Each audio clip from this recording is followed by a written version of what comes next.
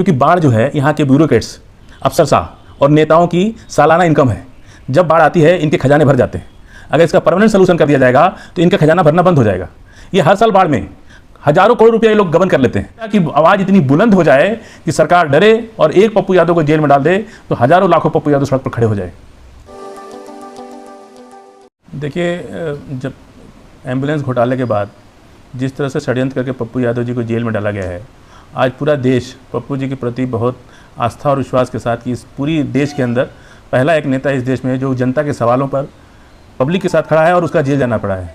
आज देखिए, चिराग पासवान के साथ घटना हुई, कोई भी बिहार के अंदर घटना हो रही है, जनता के सवाल पर ना तो कोई विधायक टूटता है, ना सांसद टूटता है, ना कोई भी नेता नहीं टूटता है।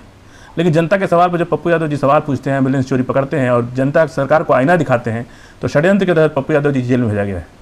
हम संगठन का 9 जिले का प्रभारी हमको पप्पू जी ने बनाया है। सिवान उसमें एक जिला है। मैं संगठन को ग्राउंड जीरो, गांव के अंतिम पायदान पर खड़ा व्यक्ति, जिसको व्यवस्था नहीं मिल रही है, जो व्यवस्था का मारा है, जिसको दवाई नहीं मिल रही है, जिसको राशन नहीं मिल रहा है, जिसको रोजगार नहीं मिल रहा है, उसका सुनने वाला कोई इस देश में नहीं है, इस बिहार के अंदर नहीं है। हम उन तक की आवाज़ को सरकार को पहुंचाना चाहते हैं और अपने संगठन को ग्राउंड जीरो तक ले जाना चाहते हैं। इसी क्रम में हमारा आज बिहार का दौरा है, सिवान जिले का, और हम अध्यक्ष जी लोग साथ संगठन की बैठक कल करेंगे और बैठक करने के बाद प्रखंड और प्रखंड के बाद गांव स्तर तक अपने संगठन को ले जाना चाहते हैं। हम जानते हैं कि यदि संगठन हमारा मजबूत होगा तो ही सरकार हमसे डरेगी। पप्पू यादव जी को कितनी बार जेल में डाले, 2 बार जेल, पिछली बार भी डाल दिया था और फिर डाल दिए, कितनी बार जेल में डालेंगे। हम कार्यकर्ताओं को मजबूत करना चाहते हैं, संगठन को मजबूत करना चाहते हैं। संगठन के माध्यम से जनता की आवाज़ इतनी बुलंद हो जाए कि सरकार डरे और एक पप्पू यादव को जेल में डाल दे तो हजारों लाखों पप्पू यादव सड़क पर खड़े हो जाए। और अन्य पार्टी जो है आपके बिहार में, वो अपने कुर्सी को लेकर और अपने पार्टी को लेकर बचाने में लगी है। ऐसे में पप्पू यादव जो है समाज के हित में कार्य करते हैं। तो ऐसे में आज आप सरकार से क्या कहिएगा? देखिए, सरकार को तो कुछ कहने लायक बचा नहीं। सरकार बेशरम हो चुकी है।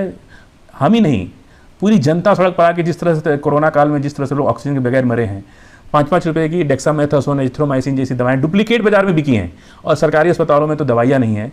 इतनी 5-5 रुपए की दवाई के लिए लोगों की जान गई है। बहुत शर्म की बात है, लेकिन सरकार को शर्म नहीं आती है। क्योंकि जात बिरादरी धर्म मजहब में हम लोग बटे हुए हैं, जनता बटी हुई है। इसका भरपूर फायदा नेता उठा रहे हैं। और कोई भी पार्टी क्यों काम करेगी जब उसको जात का वोट, कैलकुलेशन है कि ये टिकट मिलते ही लोग जीत जाते हैं कि जात का वोट, उस जात का वोट, उस जात का वोट। लेकिन आज हम कह रहे हैं कि जो एलजेपी के साथ हो रहा है ये जनता के सवाल पर हो रहा है क्या? कोरोना काल की महामारी को देखते हो रहा है? अपना राजनीतिक भविष्य तलाश रहे लोग। और हर पार्टी में ऐसे ही लोग हैं। हर पार्टी में मौका मिले तो सभी पार्टियां टूटने को तैयार हैं। बस जिसका राजनीतिक भविष्य दिखता है वो टूट जाता है, जिसका नहीं दिख रहा है वो चुप बैठा हुआ है, लेकिन टूटने को सब तैयार बैठे। तो क्या ये माना जाए कि पप्पू यादव को एक राजनीतिक षड्यंत्र की तरह उनको जेल भेजा गया? पूरी तरह से राजनीतिक षड्यंत्र है। जिस केस में 2013 तक वो जेल में रहे हैं, आपका सम्मन वारंट जेल का जेलर रिसीव करता है। कोई आरोपी यदि किसी जेल में है, उसका सम्मन वारंट रिसीव करना जेलर का काम होता है। उसको अदालत के सामने प्रस्तुत करना जेलर का काम होता है, प्रशासन का काम होता है, प्रोसिक्यूशन का काम होता है, अदालत का अपना तरीका होता है। और आपने उनको उस टाइम केस में कोई ना सम्मन न कोई वारंट, आपने सीधा उसको उठा करके 30 साल पुराने केस में आज 1 महीने से ज़्यादा हो गया जेल में रखे हुए। क्या न्यायोचित है ये? क्या करेगी अब पार्टी आपकी? हमारी पार्टी लगातार, हमारे कार्यकर्ता संघर्ष कर रहे हैं, आगे भी करते रहेंगे। और इसी क्रम में हम लोग संगठन मजबूत कर रहे हैं। जनता में बहुत सहानुभूति है, बहुत हमदर्दी मिल रही है हम लोग को। वो जेलों में रख सकते हैं, लेकिन हमारी आवाज़ को, पप्पू यादव की आवाज़ को दबा नहीं सकते। जितने दिन दबाना है दबा लें, लेकिन अभी चिंगारी लग चुकी है, अभी ज्वाला बनेगी, अभी क्रांति आएगी। अब बाढ़ की जो स्थिति है लगातार बढ़ती जा रही है। कई जिले में बाढ़ अपना प्रकोप ले चुका है और पप्पू यादव लगातार बाढ़ में अपनी भागीदारी निभाई है, लेकिन इस वक्त अभी कोई नेता नहीं आ रहा है। ऐसे में आपकी पार्टी क्या कर रही है? देखिए, बिहार की बाढ़ है ना, इसका कोई परमानेंट सोल्यूशन आज तक क्यों नहीं हुआ? कभी सोचा आप लोगों ने? क्योंकि बाढ़ जो है यहाँ के ब्यूरोक्रेट्स, अफसरशाह और नेताओं की सालाना इनकम है। जब बाढ़ आती है इनके खजाने भर जाते हैं। अगर इसका परमानेंट सोल्यूशन कर दिया जाएगा तो इनका खजाना भरना बंद हो जाएगा। ये हर साल बाढ़ में हजारों करोड़ रुपये ये लोग गबन कर लेते हैं। अफसरशाह और नेता और मिनिस्टर और विधायक और सांसद मिल करके चाहते हैं, उनको तो दुख होता है कि बिहार में बाढ़ नहीं आई। इस साल बाढ़ नहीं आई तो उनका खजाना नहीं भर रहा, उनकी सालाना इनकम घट गई। इसलिए ये लोग चाहते हैं कि बाढ़ आवे। सिर्फ पप्पू यादव जी की इच्छा है कि जब अगर वो सरकार में आएंगे, हम लोग बाढ़ से परमानेंट मुक्ति करेंगे बिहार को। चाहे पक्का डैम बनाना पड़े, चाहे कच्चा डैम बनाना पड़े, चाहे जो भी व्यवस्था करनी पड़े, हम पक्का इंतजाम करना चाहते हैं कि बाढ़ आवे नहीं बिहार के। अब बहुत हो गया, 70 साल देश का आज़ाद होने के बाद भी हम बाढ़ का रोना रोएं, ऑक्सीजन का रोना रोएं, डेक्सामेथासोन का रोना रोएं, एजिथ्रोमाइसिन मांगें, हम डॉक्सीसाइक्लिन मांगें। इतनी शर्म की बात है। दुनिया में आप क्या मुँह दिखाएंगे? दुनिया में आपको मुँह दिखाना है और दुनिया हंस रही है हमारे ऊपर कि हमारे लोग पैदल बिहार चले आए, बम्बई गुजरात से पैदल बिहार चले आए। लोग कह रहे हैं कि भारत बिहार के लोग कितने एनर्जेटिक हैं, कितनी हिम्मत है उनके अंदर, लेकिन यहाँ के नेताओं को शर्म नहीं आ रही, यहाँ सरकार में बैठे लोगों को शर्म नहीं आ रही है। इसके लिए जात बिरादरी से बाहर निकलना पड़ेगा, भारत की बात करनी पड़ेगी, बिहार के आम लोगों की बात करनी पड़ेगी। ऐसे काम नहीं चलेगा। सारे लोगों को एक साथ मिल करके, जिस तरह डूबे जहाज को सब लोग मिल के बाहर निकलते हैं। बेरोजगारी, भ्रष्टाचार, करप्शन बिहार की बहुत बड़ी समस्या बन चुकी है। इसके लिए सभी अफसरशाह, नेता, पार्टी के नेता, मीडिया, सबको मिल करके काम करना होगा, तब बिहार आगे जाएगा। और हम लोग उसका नेतृत्व करने को तैयार हैं, हम आगे चलने को तैयार हैं। हम तो चाहते हैं कि बिहार को गरीबी से मुक्ति मिले, बिहार को बाढ़ से मुक्ति मिले, बिहार को सूखा से मुक्ति मिले, अशिक्षा से मुक्ति मिले, अपराध से मुक्ति मिले। लेकिन जो लोग आज रोकने वाले हैं, इन सारी समस्याओं को रोकने वाले हैं, वही लोग इस समस्या का कारण बने हुए हैं। बड़ी सवाल है कि शहाबुद्दीन के मौत के बाद तमाम पार्टियां, तमाम बड़े बड़े मंत्री नेता ओसामा से मिलने आ रहे हैं। ऐसे में जाप के कोई भी नेता उनसे मिलने नहीं गया और ये खबर चल रही है कि ओसामा को अपने पार्टी में शामिल कर दिया। अगर क्या जाप भी इस तरह की रणनीति नहीं? देखिए, शहाबुद्दीन साहब के इंतकाल में मैं खुद गया था मिट्टी में। मुझे पप्पू यादव जी ने फ़ोन करके दिल्ली बोला था कि आप चले जाइए। मैं खुद गया और ओसामा जी से मिल के आया। नेताजी भी, हमारे सांसद जी भी आके ओसामा से मिले। हम लालच में नहीं ओसामा से बात करते। ओसामा से हम लोग का एक आत्मीयता का रिश्ता है। पप्पू यादव जी का शहाबुद्दीन जी का सगे भाई का रिश्ता था। हम लोग कोई राजनीतिक लाभ आवे चाहे मत आवे, उनको अपनी राजनीति करनी है। बिहार के लिए उनकी क्या सोच है, ये उनका अपना विचार है।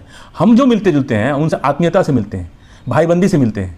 एक भाई का प्रेम है, वो किसी पार्टी में रहें, हमको उससे मतलब नहीं है। लेकिन हम जो मिलते हैं, हमारा कोई राजनीतिक स्वार्थ नहीं उनसे। हम तो सीधे जनता से मिल रहे हैं। हमको किसी नेता की जरूरत नहीं, किसी बड़े नामचीन की जरूरत नहीं। हम सीधे कहते हैं कि सारी बिहार की जनता खड़ी होकर के एक ताकत बनाए और खुद इस बीमारी से लड़ ले। अपनी ताकत वो बनाओ। आप अस्पताल में आप दवाई नहीं मांग पाते, पब्लिक है ना, पब्लिक 5 रुपये की डेक्सामेथासोन नहीं मिल रही है। आप उड़ीसा के अंदर क्राइम ब्रांच को चीफ मिनिस्टर ने ऑर्डर किया है कि इसकी जांच करो कि नकली दवाओं से कितने लोग मर गए। बिहार सरकार ने क्या नकली दवा यहाँ नहीं की है? इतने लोग कैसे मर गए? नकली दवा खा के मरे हैं। यहाँ की सरकार को इसकी इंक्वायरी करनी चाहिए कि कैसे नकली दवा बिकी। आखिर इतने लोग, कुछ लोग ठीक हुए, कुछ लोग मर गए, नकली दवाओं से मरे हैं लोग। यहाँ की सरकार को भी इन नकली दवा बेचने वालों के खिलाफ एक्शन लेना चाहिए, इसकी जांच करनी चाहिए, उनको जेल भेजना चाहिए। बहुत बड़ी आरोप लगा रहे हैं आप सरकार। ये बड़ी आरोप नहीं है। उड़ीसा के अंदर मेरी ही पार्टी के एक अध्यक्ष ने इस बात को उठाया और वहां के चीफ मिनिस्टर ने इंक्वायरी करने के लिए ऑर्डर किया है क्राइम ब्रांच को कि आप क्राइम ब्रांच को ऑर्डर करें कि जो लोग फर्जी दवाओं से बेच रहे हैं, और बहुत से लोग नकली दवाओं से मरे हैं। कोरोना से जितने लोग नहीं मरे, उससे ज्यादा नकली दवाओं से लोग मरे हैं। जिम्मेवार कौन हो सकता है इसका? ड्रग माफिया, नेता, सारे मिली हुई सिंडिकेट है। यहाँ पे अपराधियों के साथ नेताओं का गठजोड़ बन चुका है बिहार के अंदर। कोई मुक्ति नहीं मिल सकती यहाँ की पब्लिक को जब तक कि पब्लिक एक साथ खड़ी नहीं होगी। जात बिरादरी, धर्म, मजहब के बांध को तोड़ना होगा। हर इंसान को इंसान से पहचानना होगा और एक साथ जुट करके, जिस तरह कबूतर जाल जब बहेलिया फंसा दिया तो कबूतरों ने कहा कि जाल लेके उड़ जाओ। अब बिहार की जात बिरादरी के बंधन को तोड़ करके सबको एक संगठित होकर एक ताकत बनानी होगी। इन सरकार को आईना दिखाना होगा, तभी जाके मुक्ति मिल सकती, नहीं तो नहीं मिल सकती। दौरा करेंगे और हम लोग 5 रहेंगे, लेकिन पप्पू यादव के विचारों पर चलने वाले और कार्य करने वाले ही आदमी हमारे पार्टी में रहेगा।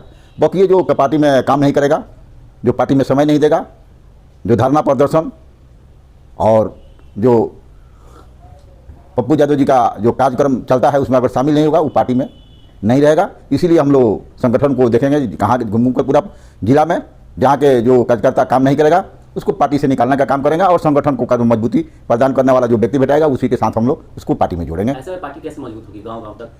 पप्पू यादव जी की सेवादारी से इतने लोग प्रभावित हैं कि लोग बहुत ज़्यादा जुड़ना चाह रहे हैं। कुछ कमजोरी हम लोगों की है, उन लोगों के पास हम लोग पहुंच नहीं पा रहे हैं। जो सहानुभूति मिल रही है लोगों को, लोगों का रुझान पप्पू यादव के प्रति बहुत ज़्यादा है। इसलिए हम लोग ग्राउंड जीरो पर हमारे राष्ट्रीय महासचिव या प्रवक्ता हैं और यहाँ के 9 जिला के प्रभारी हैं फजील अहमद साहब, वो दिल्ली से चल के यहाँ आए हुए हैं कि संगठन के विस्तार के लिए हम लोग गांव-गांव तक उन वंचित लोगों के पास तक जाएंगे। वहाँ तक पप्पू यादव की बात को हम लोग पहुँचाना चाहते हैं कि जो यहाँ सोशल मीडिया से या न्यूज़ चैनलों से दूर है, देहात में जिनके पास सुविधा नहीं है, वहाँ तक भी पप्पू यादव के विचारों को हम लोग ले जाना चाहते हैं। इस उद्देश्य से तब वहाँ से हम लोग ग्राउंड जीरो से संगठन तैयार करेंगे और हम लोग एक टीम भी तैयार करना चाहते हैं कि जो आपदा जो आती है, जो पप्पू यादव चढ़ बढ़ के हिस्सेदारी लेते हैं। अभी बाढ़ जो आ गई है प्रत्येक जिले में, 19 जिला बिहार में जो बाढ़ से प्रभावित है, एक टीम भी हम लोग बनाना चाहते हैं कि पप्पू यादव जेल में है लेकिन उनकी जो सेवादारी है, लोगों तक सेवा जो पहुँचती है वो निरंतर उन लोगों के बीच तक पहुँचे। इस तरह देखिए, हमारे जन जन के नेता पप्पू यादव ये नहीं है कि ये 2 साल से और 4 साल से लोगों को मदद कर रहे हैं और लोगों के साथ में हैं। अगर आप इतिहास उठा के देख लीजिए और पार्लियामेंट का उनका भाषण देख लीजिए, जो पार्लियामेंट में उनका टॉक देख लीजिए, उसमें भी उन्होंने बाढ़ और देश का ये बिहार के लिए एजुकेशन के लिए बात किए हैं। हम लोग हमारे बड़े नेता फजील अहमद साहब आए हैं और उनके दिशा निर्देश पे हम लोग जैसे पप्पू यादव करते थे वैसे हम लोग करेंगे। और हम लोग यही ना था कि वो दिखा दिए कि एम्बुलेंस छुपाया हुआ है, और वही दिखाए कि आज हर जिला में एम्बुलेंस दिखाई दे रहा है आपको। और मैं तो आपके चैनल को मैं बहुत